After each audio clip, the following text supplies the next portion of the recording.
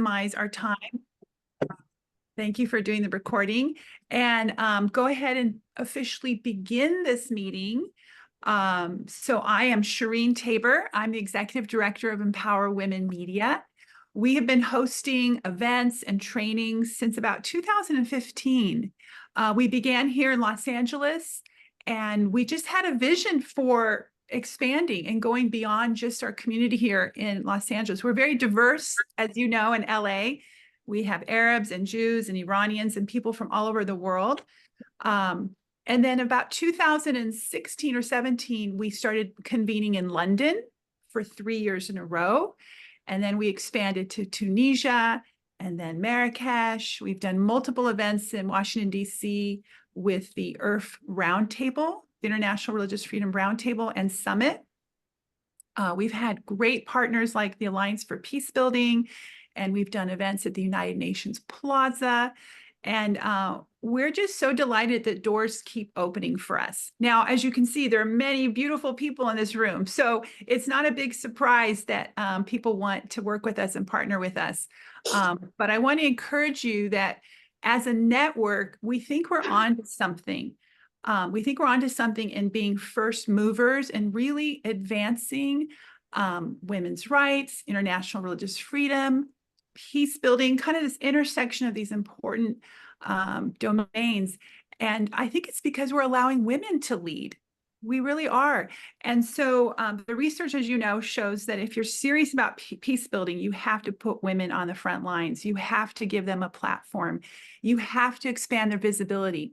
So that's essentially what we do. We just focus on a few things. We host regular media fellowship trainings, Empower Women Media. So we focus on media. Through those fellowships, we are able to identify the talent and help them produce short documentary films telling their stories about why religious freedom, women's rights, and peace building are essential for building strong, thriving business economies in the Middle East and North Africa. And then we take those films and we have a film competition and film festivals that really expand the women's platform. We found that media is one of the fastest ways for women to show the work they do, to expand their visibility. And so many of the women that have been in our film competitions, you may not have known them before, but suddenly because of their short films, they're getting speaking engagements, they're getting new jobs, they're just having a voice through media, which we appreciate. And then lastly, coming out of COVID, we were finally able to convene again. And so we host these executive briefings and Zoom calls where we can gather leaders together. So I wanted to clarify that we are a network. We're not an NGO with big offices and salaries and so forth. All of us have our own day jobs. We're all doing different things, whether we're journalists or media producers or working for an NGO or a faith-based group or a government agency. But Empower Women Media is a convener. So we convene you to share your stories and to connect and then hopefully produce new projects as a result of that. I'll come back to this at the end. But the next major event that we will host is the Dubai Forum, which is focusing on the Abrahamic Accords and how we can promote interreligious harmony in the Middle East. Why? Because we think it's good for women's empowerment. So as Arabs and Jews and Iranians and other internationals get together, we believe collectively that's great for women's empowerment and building peaceful, prosperous societies. So we'll talk more about the Dubai Forum later. This Abrahamic panel is kind of an appetizer, giving you an opportunity to see the quality of speakers and talent and subject matter experts that we bring to our events. And so if you enjoyed this event today, imagine being in Dubai with us for 2 full days. It would just be amazing. So now I'm going to turn it over to Astrid. Astrid is my co-founder for the Abraham Women's Alliance. She is really the engine behind this. I'm here to support her, kind of like a co-pilot, but she continues to dream about how we can grow this particular platform for the Middle East. So Astrid, go ahead and introduce yourself, and thank you for leading this Zoom event today.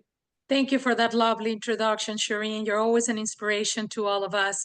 And thank you and welcome everybody. Thank you for taking the time today during your lunchtime to spend this beautiful hour with us. We have really, truly remarkable speakers today, including Ambassador Marcy Grossman, Guila Clara Kessous, Lindsay Benstead will be joining us today. And as you could see in the flyer, this is a very special Zoom session for us because it really concentrates what we're all about empowering women, about empowering leadership, women leadership in the Middle East, especially among the Abrahamic faiths, based on the principles of the Abraham Accords. We are delighted that you can all join us today, and it is my honor to introduce Ambassador Marcy Grossman. We have a packed hour, and we're also at the end, we'll have a short time for Q&A, and I hope you guys drop a few questions on the chat. I would love to hear your questions and know what your interests are.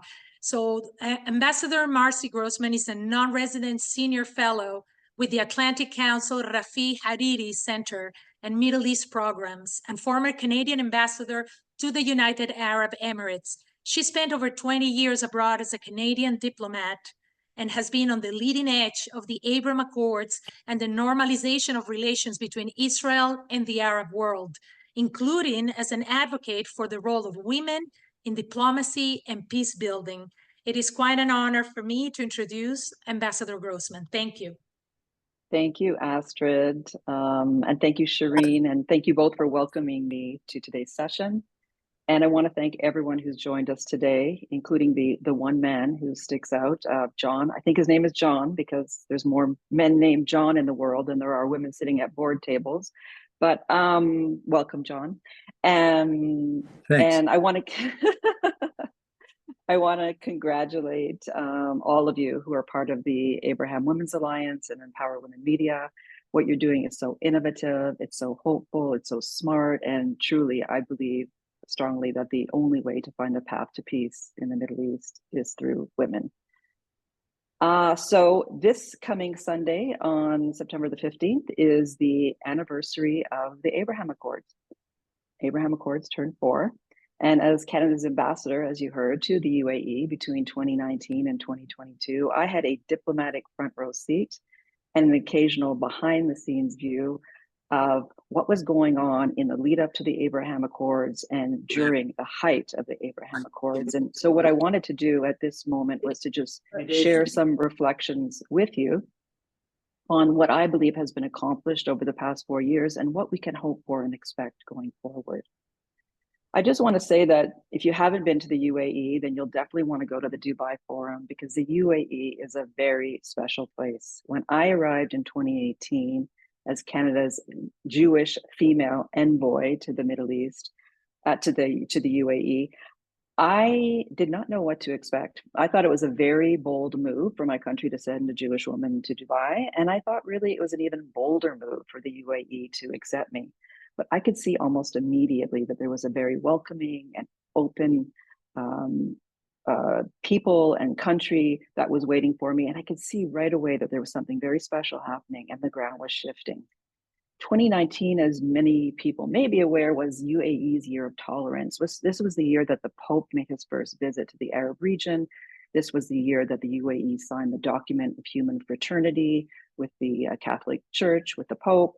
This was a year of a celebration of all of religious diversity in all of its splendid colors. And it was also the same time that the UAE announced it was going to be building the Abrahamic family house, a mosque, a church, and a synagogue, all on the same ground. Now remember, this is 2019. This is before the Abraham Accords. And I thought to myself, well, any country that's willing to build, any Muslim country that's willing to build a synagogue is a country that is willing to be open to the possibility of having a relationship with Israel. So while I wasn't surprised when the Abraham Accords were declared in 2020, I hadn't really anticipated just how warmly and open and exciting it would be to see the relationships between Israel and the UAE blossom, but also between Israel, Bahrain, and later Sudan, and later Morocco.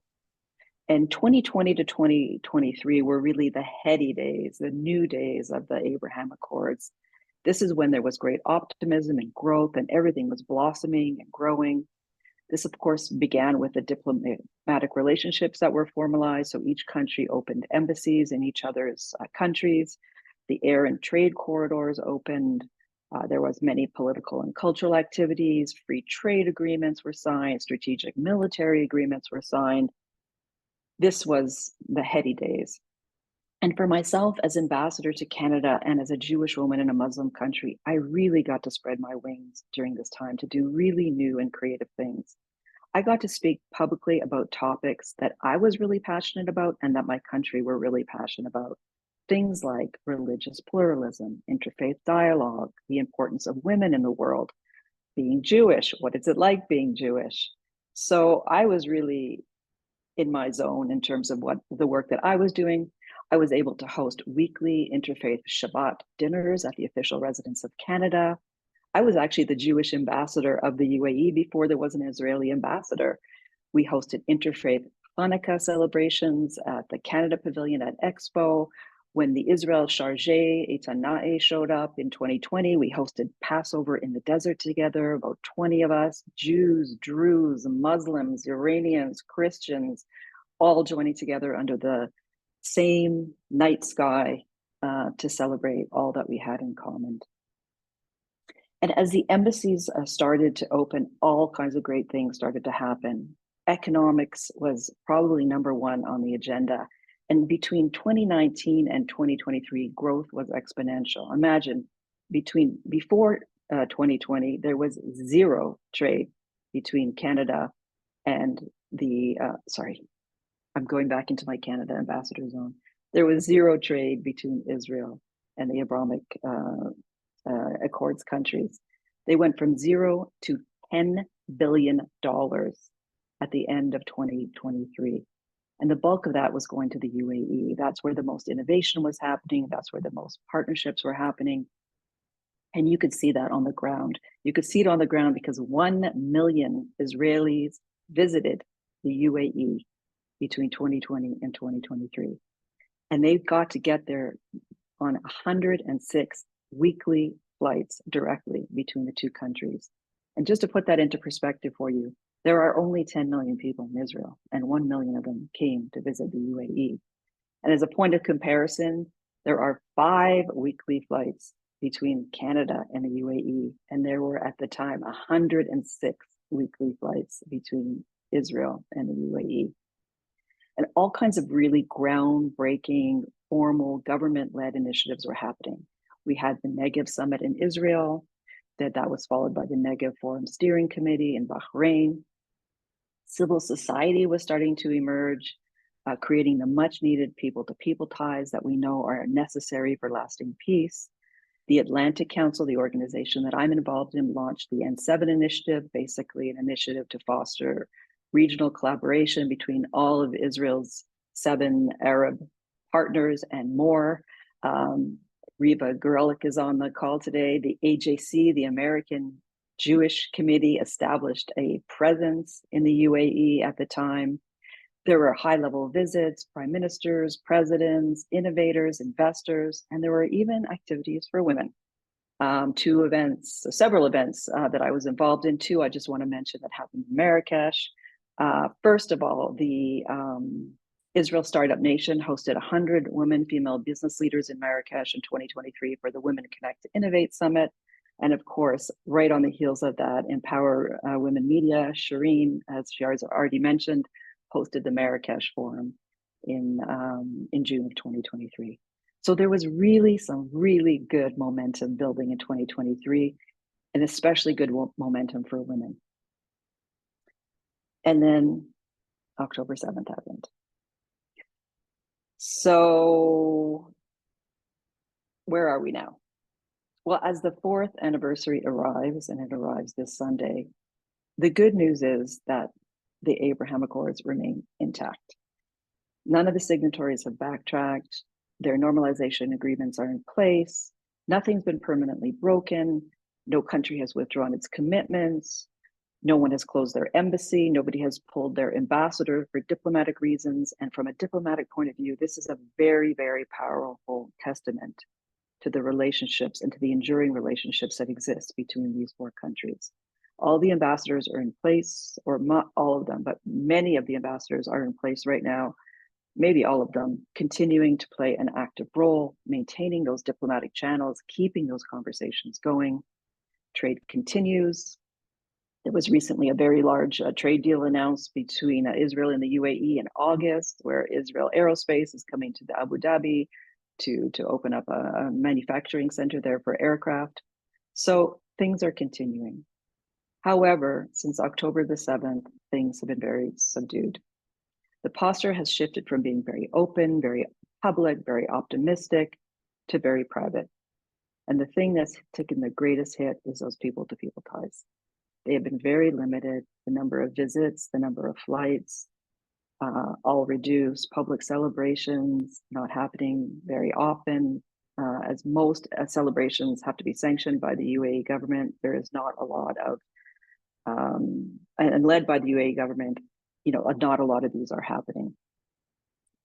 But the good news is that public diplomacy does continue. And I know that because I've spoken with all the ambassadors, but it's happening behind closed doors. Those important conversations are still happening. So nevertheless, despite the challenges, what are going on right now, and I'm not going to talk a lot about October 7th, but we all know what's happening between Israel and Gaza right now, I still believe there's hope. And here, I'm just going to give you a few reasons why I think there's hope, and I have a lot more, but I'll give you maybe two. Number one is the Abrahamic Accords were not just a political agreement. When Israel signed peace agreements with Jordan and Egypt, these were political agreements. When the Abrahamic Accords were signed, they were a declaration of a statement of principles. These were the principles of strengthening peace in the Middle East, based on mutual understanding, coexistence, and respect for human rights and human freedoms and human dignity. And I believe that these aspirations remain true, they remain relevant, and these are universal values that continue to resonate globally. And I think this is the foundation upon which the Abrahamic Accords are built. And I think that provides its strength. Of course, economics is important, and more prosperity we have in each other's countries, the more leads to more peace. And I know that that will continue. There are, of course, the strategic military arrangements that are in place that are helping all of the countries to combat terrorism and conflict in the Middle East, from what's happening in the Red Sea to what's happening with the Houthis in Yemen, Hamas, Hezbollah, et cetera, et cetera. There is a great alignment among these countries to fight against terrorism. And finally, the people-to-people ties that have occurred. Millions of Jews and Muslims have become friends. We know each other. We celebrate each other's religion. We celebrate each other's holidays. We go to their kids' birthday parties, and we appreciate one another. And that's what's different between the Abraham Accords and the original peace accords between Egypt and Jordan. This is a warm peace, and it is built on those people-to-people ties. And they're offering a counter conversation to the dehumanization, to the anti-Semitism, to the Islamophobia that is occurring in the world. And I believe that these people-to-people ties cannot be broken at this point. And the Abrahamic Family House, I think, is such a great example and a testimony to that enduring faith. It opened its doors in 2023. Again, a mosque, a church, and a synagogue, all sharing the same space. And if you go to the Dubai Forum, you're going to get to go and visit it. Just ranked as one of Time Magazine's 2024 greatest places in the world to visit. Now, there are a couple of elements, and I'll just close with this, that are missing from the Abraham Accords. One of them, of course, is the voice of the Palestinians in the creation of the Abraham Accords, and I'm not going to talk about that today, although I do think it is a very important issue. But what I'm going to talk about today is the role of women. Of course, Abraham may have been the father of the nations, and the namesake of the Abraham Accords. However, without the involvement with both Sarah, the mother of Isaac, and Hagar or Hajar, depending on how you pronounce it, the mother of Ishmael, we would not be here having this call today. This is not just biblical prophecy. Shireen has already pointed to the data. It also tells us that the more women that are engaged in peacemaking, peacekeeping, and peace building, the more peace there in the world is there in the world. Negotiations go better, peace is more enduring, and the more that society reaps the benefits. And you don't need to look far to see that there are very few women engaged in peace processes. There's none, I don't see any women engaged in the current conflicts in the Middle East or any conflict in the world for that matter. Looking at Israel and Gaza, there are very few high-ranking female officials making decisions. And on the other hand, it's actually 65% of the victims of war and violence in those two countries are women. So I really believe that women need to claim their seat at the table and be offered the seat at the table, because in the aftermath of the war, that women will be critical to healing and to rebuilding relationships. So looking ahead, I think, in order to have this enduring peace, we really must have women equally represented in policymaking, decision-making, and programming.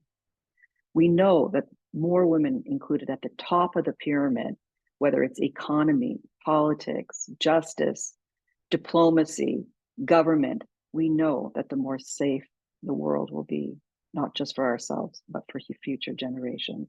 And I believe the same thing holds true for the Abrahamic Accords.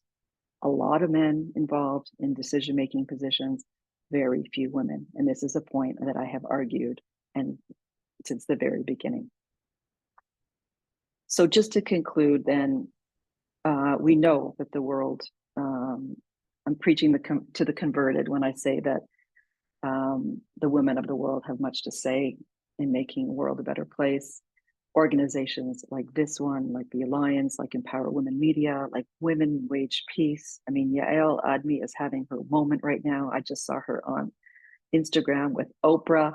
I mean, if Women of Wage Peace and Women of the Sun and Oprah and we can't get it done, then no one can get it done. So this is our time. And I believe that whoever has the willingness and the strength to build that tent for Sarah and Hajar, or at least invite them into the tent, will be the ones who will reap the greatest benefits. So on this fourth, yes. So I just want to say, keep convening, keep empowering, keep building, keep supporting women, keep building male allyship. The world needs us more than ever. Shukran, toda rabba, merci, thank you. Shukran, Ambassador. That was beautiful, informative. The numbers you presented were incredible. Thank you for the data. We really appreciate it. And it is an honor for us to have you here. And you are right. The Abraham Accords are as relevant as they were before nowadays, whether it's in a bilateral form or they take a form of multilateral form.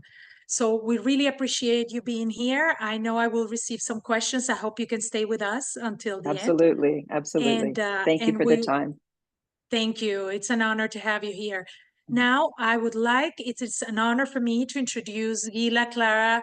Guila is connected from Paris. She's in Paris right now. Guila, can you? Yes. Okay, there you are. Perfect. Guila is a UNESCO artist for peace, highly accomplished. She has a very extensive bio. So I'm going to let her introduce herself and talk about her work. Guila, can you please go ahead? You're muted, Guila. Yes, with great pleasure. Hi, everybody. Thank you so much to give me this opportunity to present my project. I want to thank Shireen and Astrid for the work you're doing, and thank you so much for the lady who just spoke, who was very sincerely inspirational. My name is Guila Clara Kessous. I'm a UNESCO artist for peace and a peace ambassador. I have been working for many years with this idea that women can be agent of peace, international peace. And after my PhD with the Nobel Peace Prize Elie Wiesel at Boston University, I took some classes at Harvard University in negotiation in order to really work on this idea of how to make the difference. I had also the chance to work with Dr. Mukwege with the Nobel Peace Prize man who is repairing women after sexual violence. And so basically it is my conviction that women can make the difference when it comes to peace building. So I'm here to briefly speak to you about the initiative I have done. So I've been a UNESCO Artist for Peace from 2012. It was under the recommendation of my mentor, Elie Wiesel, who recommended me to Irina Bokova, who was back in 2012 the general director of UNESCO. And so since 2012, I decided to focus on women's rights, being the director of the International Women's Rights Day at UNESCO, that I call the Femina Vox Forum. Femina Vox Forum, you can look online. And so now it has been more than 5 years that I invite more than 30 participants, Nobel Peace Prizes, first ladies, but also activists from the ground to give you an idea of where we're at in the world in terms of women's rights. So, you know, all of my work as a humanitarian, as an activist, as a peace activist, because I'm coming from the world of theater. That's why I have this UNESCO Artist for Peace. So I'm working a lot on using theater to cope and to repair people. So I've been working in Congo, Rwanda with Shoah survivors, especially women, on trying to use theater to help them with their resilience, with the catharsis. So all the work as a humanitarian is not paid. I'm paid as a coach. So basically, as a coach, I had the chance to coach very high leaders, such as ambassadors from different countries, women ambassadors. I was discussing with this wonderful woman who is the Emirates ambassador in France. And I was telling her after the Abrahamic Accord that it would be a shame to always have men around the negotiation table. And of course, always praising Abraham, who is definitely someone wonderful, but who has not been the one to basically have the babies, carrying the babies. So basically, I was discussing and say, if only we could have the Sarah and Hagar Accords, which would celebrate basically the two wives of Abraham's, who were the mother of the two civilizations, you know, more than two actually, of the religious, spiritual, you know, movements that we know. And trying to go further than Abrahamic Accord that were really limited to, I would say, business, commercial, and when it comes to relationship, and try to have what I'm calling a cultural diplomacy, what I'm calling diplomatic entrepreneurship, working on culture, working on art, working on something different than something that would be a profitable peace accords. And well, the ambassadress simply said, well, let's go ahead. And she was encouraging me to just go and knock at the door of the different governments. And this is what I've done. I put my cap, you know, out as a UNESCO Artist for Peace. So I decided to remove my UNESCO cap that was a little bit too political. And I knock at the door of the Emirates, of the Bahrain, of the Israeli and the Morocco governments, in order to ask them, women who would be representative of their country, in order to sign the Sarah and Hajar Accords back in April 23, 2023. So this has happened in front of a crowd of 400 people back in Tel Aviv. It was very well followed, especially in the Arab press. Very interesting to see the difference between the governments, in between governments that were thinking that having women in the government were a priority, or they're not. And so that was very interesting, you know, to get to know wonderful ladies that I have met thanks to this. I'm going to quote them. So I had the chance to work with women such as the ladies. So the woman who represented Bahrain is Her Excellency Nancy Kaduri, who is Deputy Chairperson of the Foreign Affairs, Defense and National Security Committee and Human Rights Committee. The woman representing Israel is Ruth Wasserman Lande, who is the co-chair of the Knesset caucus from the promotion of the Abraham Accords. The woman representing Morocco is Maria Belafia, who is elected to the region of Rabat, president of the Economic Commission of the Rabat region. founder member of the Moroccan Center for Legal Studies, and the woman representative of the Emirates is Her Excellency Abrahamic El Ameli, who is the Director of Strategic Communication Department at the Ministry of Foreign Affairs and International Cooperation of the United Arab Emirates. And so those ladies basically signed. You can have everything online because this, as I said, has been relayed in the press. Yes, I'm going to say exactly like my predecessor. And then October 7 happened. So where we at in terms of woman involvement when it comes to diplomacy and to Sarah and Hajar Accords. So I have been very involved in trying to promote women as instrument of peace, especially trying to highlight the double movement, Women Wage Peace and Women of the Sun, as you know, who are today nominated for Nobel Peace Prize. I have the chance to invite Yael Dekalbom, who is the singer, Israeli singer, who is singing with her prayer of mothers, who is singing, trying to unite mothers all together in order to cry for peace. Again, those mothers have been in Israel trying to demonstrate on October 5th, so 2 days before the massacre. And I invited Yael Dekalbom in the United Nations in Geneva in order to really try to make a statement about trying to have women being involved in the peace agreements, trying to have women involved in negotiation agreements.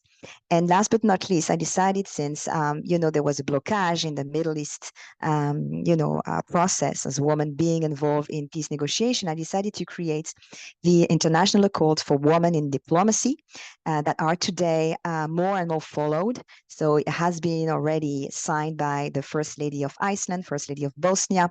I had the chance to work with official representative of Egypt. I had the chance to be invited lately last week at the Mostra of Venice to have people from Italy signing, France signing, even very, I would say, high-level actors who showed, that they wanted to be involved, like Kevin Costner or Susan Sarandon. So basically, we're trying to get a movement. And when I say we, it's basically me. And what I really like when I was working with, for example, the Israeli government, so in an Arabic governments, basically the people were like, okay, but who is she? Okay, who is financing this? Who is behind this? Is it Bill Gates or whatever? And when they see that this is a nice little artist who is a mother of two, who just in putting every penny, okay, out of her pockets in order for that to happen in terms of trying to do good as a woman, trying to unite women of the world, they're like, okay, let's sign, because it's a civilian initiative. And this is my belief that diplomatic entrepreneurship, the way I'm calling it, or civil diplomacy will make the change. And I think that's why Shireen and Astrid is doing such a wonderful, wonderful work. It's because I do think that this is by civilian initiative that today we can make the change, because on the top, very, very high at the top of the pyramid, as you know, after watching what happened at UNESCO, there is a huge blockage, whether it's because of egos, whether because it's because of money. But I mean, I do feel that coming from the ground, this will what make the difference. So thank you so much for offering the opportunity to share this. Thank you, Guila, and thank you for taking the time. I don't know what time is in Paris right now, but I believe 7, 8 p.m. or so.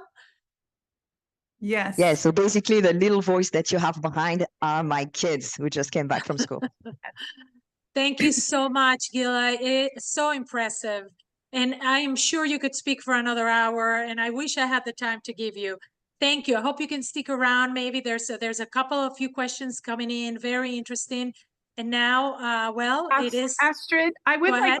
I would love what to. what I offer you, what I offer you is simply I am meeting you at the Dubai Forum. I will be there answering all the questions. Since I cannot stay, I'm going to ask you to send your questions. And of course, Shireen and Astrid will send them to me and I will answer in written. But please come to the Dubai Forum, because I promise you some of the people representative on the Sarah and Hajar promised me to be here. And we're going to do another way to have an official signature for women who will be here or representing government. So I think this will be important.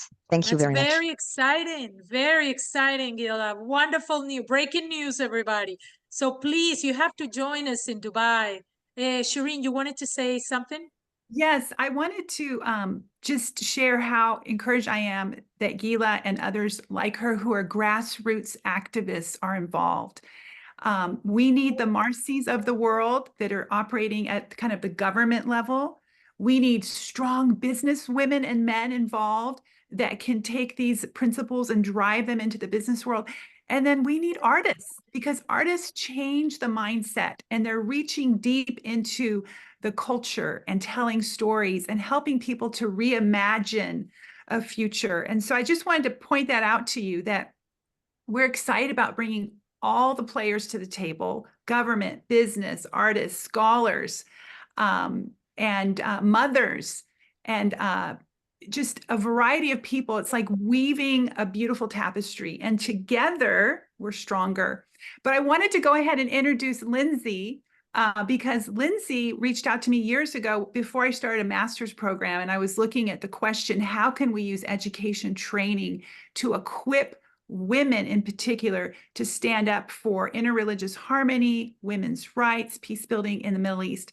And this was several years ago. I was just getting started thinking about my research question and then, eventually my findings. And she was a catalyst in Empower Women Media, really using data and research to back up our hunch. We had a hunch that using media was a good idea to drive change. We had a hunch that providing education, online training was a good idea.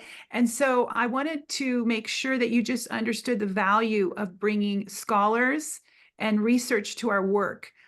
We're not just women that have ideas, but that we back it up in the research. And so going forward, what we want to investigate with women like Marcy and like Lindsay and others is, apparently the research shows that only 20% of Arabs are excited about the Abraham Accords in the Middle East.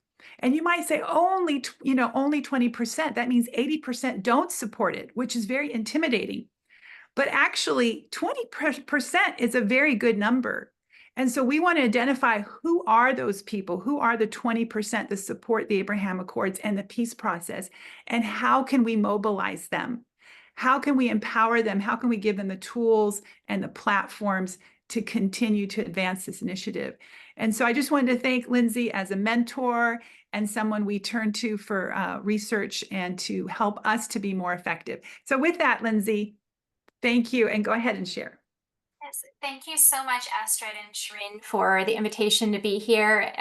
It's wonderful to hear from the other panelists. It's very inspiring. Yes, I'm Lindsay Benstead. I am Professor of Politics and Global Affairs and Director of the Middle East Study Center at Portland State University.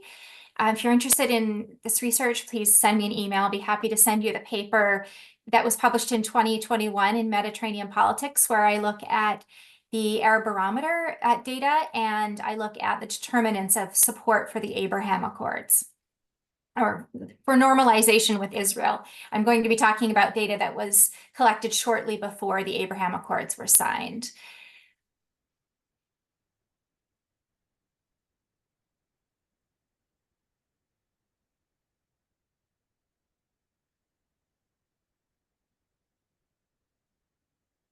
As you know, the Abraham Accords were signed in 2020 between Israel and the UAE and Bahrain, and are the most significant regional peacemaking achievement in decades, having already reduced Arab-Israeli tensions and provided opportunities for Arab states to mediate between Israel and the Palestinians. The Abraham Accords represented a shift in terms of the approach that Israel took to peacemaking, whereas in the past, the idea was that Israeli-Palestinian peace would precede peacemaking with the Arab states. The idea behind the Abraham Accords is an outside-in approach. So it's the idea that first, Israel can make peace with its Arab neighbors, and this can help facilitate peacemaking with the Palestinians. The focus of the paper that I'll talk about today is looking at public opinion in the Arab world as collected by the Barometer. So my purpose today is not to share the most recent data, although I'm working on a follow-up paper to this one that I'll talk about in a moment, but rather to unpack some of the mechanisms that could lead to greater support for peacemaking. So in the paper, I have two research questions. The first is, whether and why do some ordinary citizens support Arab-Israeli and Israeli-Palestinian peace? And importantly, do these peace treaties, these bilateral peace treaties, such as the Abraham Accords, do these actually have an outside-in effect? Do they support and foster conciliatory solutions to the Israeli-Palestinian conflict in the form of greater demand among the population for an end to the Israeli-Palestinian conflict? We all know that the peace process was a response to the Israeli independence and the Nakba in 1948, and included the Egyptian-Israeli peace treaty in 1979, the Oslo Accords in 1993, and the Jordanian-Israeli peace treaty in 1994, followed by the Abraham Accords, United Arab Emirates, Bahrain, Morocco, and North Sudan. So this gives us 7 Arab states that have normalized their relations with Israel: Egypt, Jordan, UAE, Bahrain, Morocco, and North Sudan. And the approach in US foreign policy to supporting the Abraham Accords has been a couple of different elements. One, of course, is that the support for the Abraham Accords is a pillar of US policy. But another way that US aid and other international agencies try to support peacemaking is by supporting civil society. So the idea behind supporting civil society is that civil society organizations are the laboratories in which ordinary citizens develop these critical orientations of social trust and tolerance. So this is what we need, is more opportunities for individuals to come into contact with one another and to develop trust and tolerance as a result. And theoretically, this should lead not only to strong democracies and strong economies, but also demand for peacemaking. So this is one thing that I want to test. So in the paper, I draw on the Barometer data from 2021 to 2022, which at the time was the most recent wave that asked about Arab-Israeli normalization. So this is asking questions of over 26,000 citizens in Algeria, Egypt, Iraq, Jordan, Kuwait, Lebanon, Libya, Mauritania, Morocco, Palestine, Sudan, and Tunisia. And there were 2 questions that I focus on in the paper. The first is this one: to what extent do you favor or oppose the normalization of relations between the Arab states and Israel? So everything from strongly oppose to strongly favor. And here, as Shireen mentioned, the proportion of the populations that support at this moment normalization between Israel and the Arab states is quite low. It's only 13% in this wave. And however, we can see that if we segment the countries, and we first on the left, we show those countries that have a bilateral relationship with Israel and those that do not, we can see that already there seems to be some higher support for normalization in the Abraham Accords countries, where the highest support, 41% of citizens of Sudan, support the Abraham Accords, followed by 35% of Moroccans, but then only 8% of Egyptians. Another country that doesn't have an accord with Israel but has relatively high support is Lebanon, and this is largely because there are many, not only, but it's largely because there are many Christians who live in Lebanon. Okay, then the Barometer also asked the respondents what solution do they prefer for the Israeli-Palestinian conflict. And I want to stress that the Barometer is written by scholars that are in the Arab world. It's a collaborative project, a survey that's written by Arab scholars. And here we can see that the scholars chose 4 solutions to ask about. which solution do you prefer? Would it be 2 states, Palestine next to Israel? This was the solution that 58% of respondents agreed with. Or would it be 1 state for Jews and Arabs living together, so a state for all of its citizens, that's 14%, and 12% said a confederation.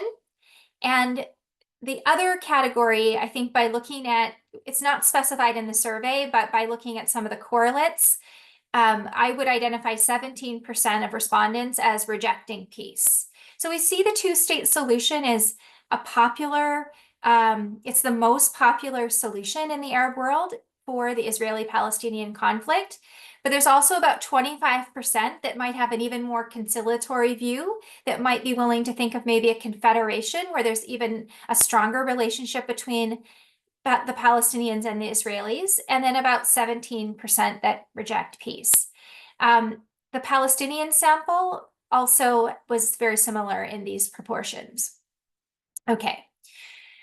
So in order to look, to study this, I measured a number of a number of independent and control variables, and I had 2 regressions so that I could predict why people would be more or less supportive of the Abraham Accords or of normalization between Israel and the Arab states, and more or less willing to accept peace in the Israeli-Palestinian conflict. And I'll just very quickly share 3 findings. The first finding is that indeed there is support for an outside-in effect in the form of a higher likelihood that an individual will be conciliatory in their views on the Israeli-Palestinian conflict if they live in a country in the Arab world that has signed the Arab Accords or another one of the peace treaties. So there does seem to be support for the notion that participating in a peace agreement in one's country can lead to a higher probability of conciliatory views in the resolution of the Israeli-Palestinian conflict. There's also evidence when we look at whether someone is a member of a civil society organization. Now, this is not disaggregating women's organizations from religious organizations, from sports organizations. However, if an individual says that she or he belongs to a civil society organization, he or she is more likely to say that they support the Abraham Accords or other agreements between Israel and the Arab countries. And however, we do find that the most important factor explaining these attitudes is a person's religious observance and their religious identity. So we find that Christians are more supportive of conciliatory views toward the conflict than Sunni or Shia Muslims, and that religiosity is also important, where higher religiosity is supportive of conciliatory views among Christians, but decreases the likelihood of support among Muslims. So in conclusion, the findings point to religious identity as a significant predictor of attitudes towards peace treaties, but there's also evidence that associational life of many types can help support peace. There's also critically support for the notion that there could be an outside-in effect. The benefits of peace agreements between citizens of Arab countries and Israel could support a greater demand for a peaceful resolution in the Israeli-Palestinian conflict. So what should we as individuals and as governments be doing to support peace in the region? Well, we should double down on our support for the Abraham Accords and for other forms of person-to-person peacemaking, and support the flourishing of civil society organizations. Thank you very much, and I look forward to your questions. Lindsay, thank you. What a brilliant presentation. A lot to digest, but the conclusion is it makes a lot of sense. Peace treaties among Israel and other Arab countries are really the platform we need, the Abraham Accords as an inspiration as well. Shireen, would you like to say something? Yeah, I mean, I'm so encouraged. I hadn't seen this most recent research, Lindsay, and thank you so much. I've been reading other things that are similar, but the fact that you could make it so concise and actually give us some pegs to hang on. I feel like we're scaling this mountain and it just gives us some more pegs. And so I want to continue to explore this with you and get this research out to our network to inspire people and to mobilize people. And there's always hope. There's always hope. And so it's just finding where the gap is, where is the path, and then moving forward. And then you too, Marcy, I want to make sure that we get your articles out to our extended network.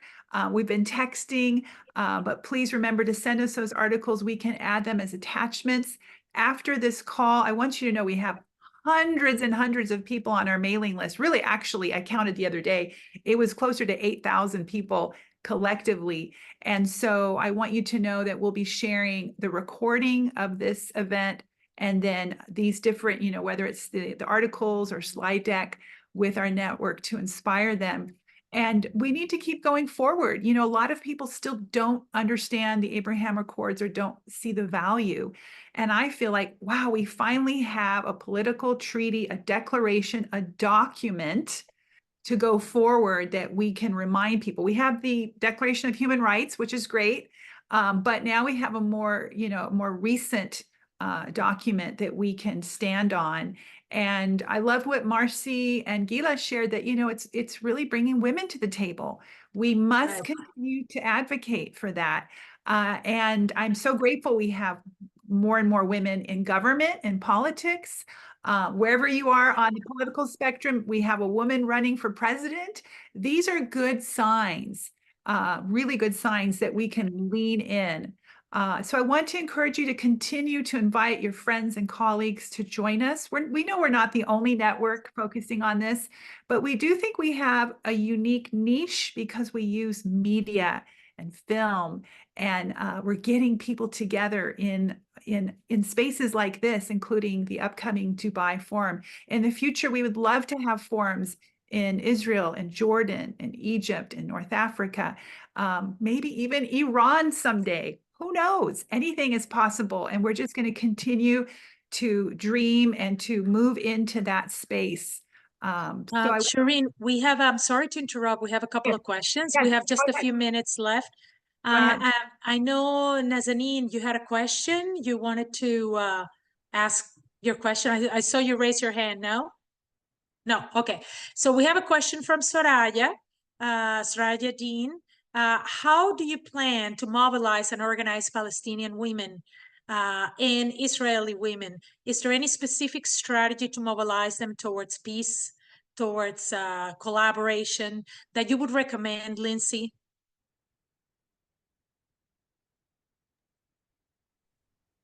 Thank you very much for that question, Soraya. I agree that we need to continue to, I do think that as women, this is just like Shireen and Astrid and Marcy and Guila mentioned.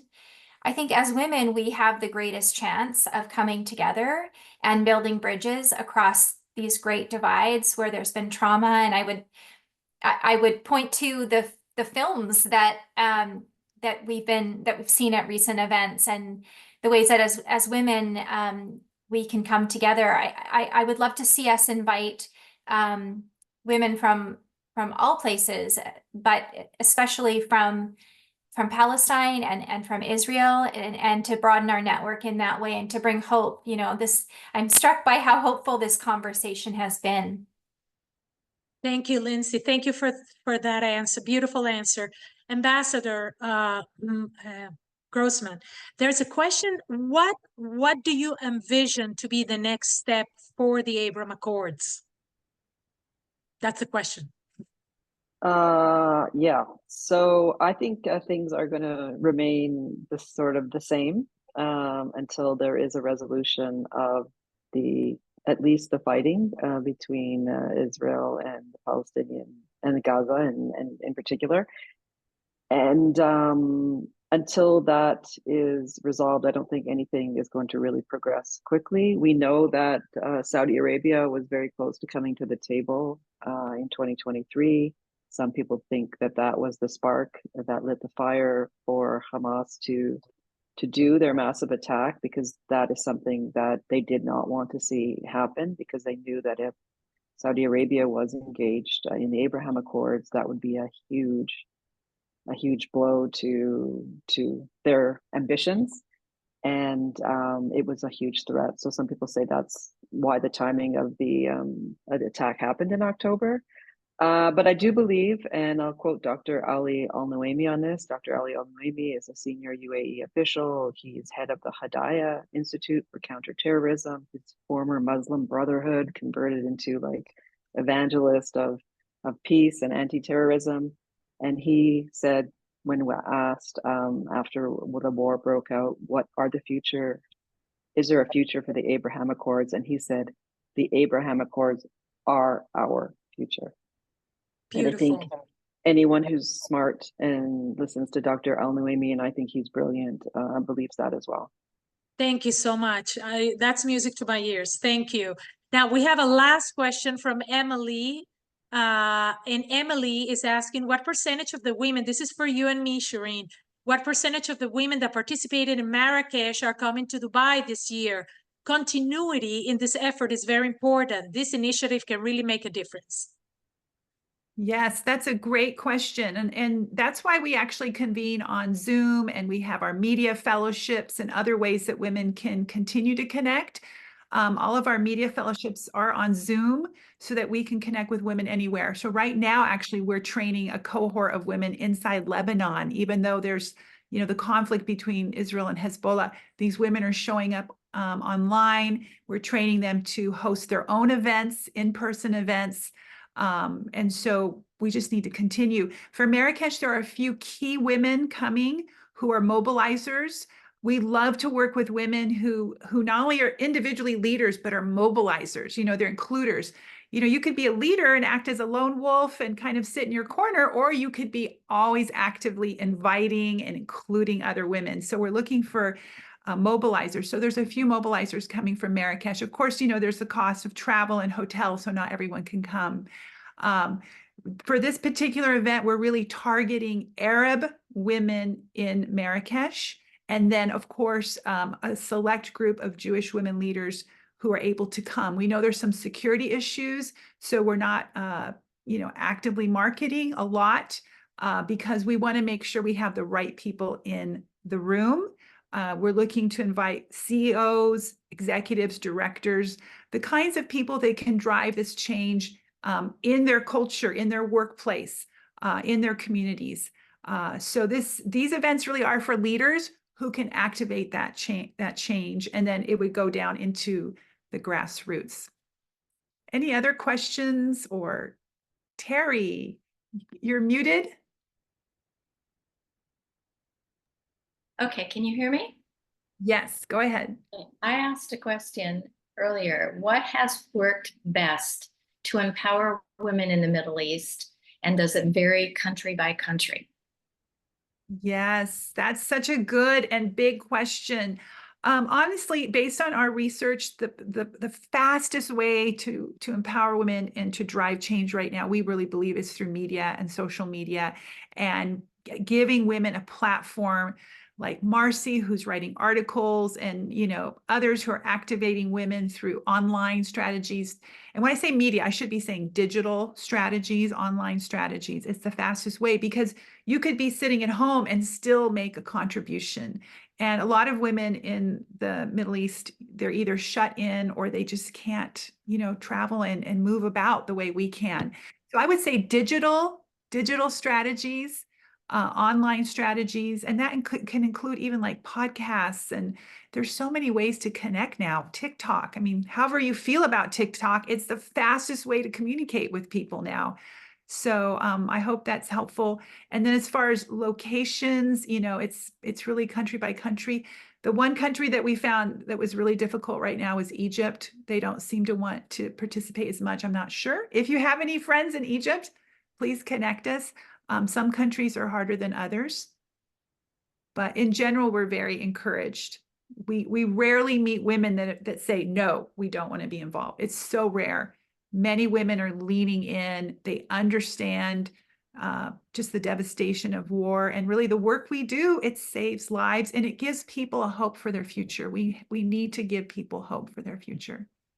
So we Shireen, wanna- if I could just add one Yes, point yes. to what you're saying, and there's also another really low-hanging fruit here, and we've talked about it before, in terms of a more political or government pathway, is that almost all countries in the region have a strategy for women, peace, and security.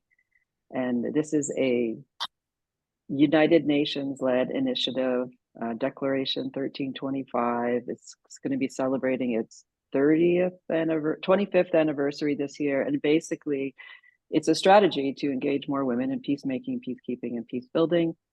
Even the Palestinian territories have an action plan for women, peace, and security. All of the Arab countries have an action plan for women's peace and security. They are having a big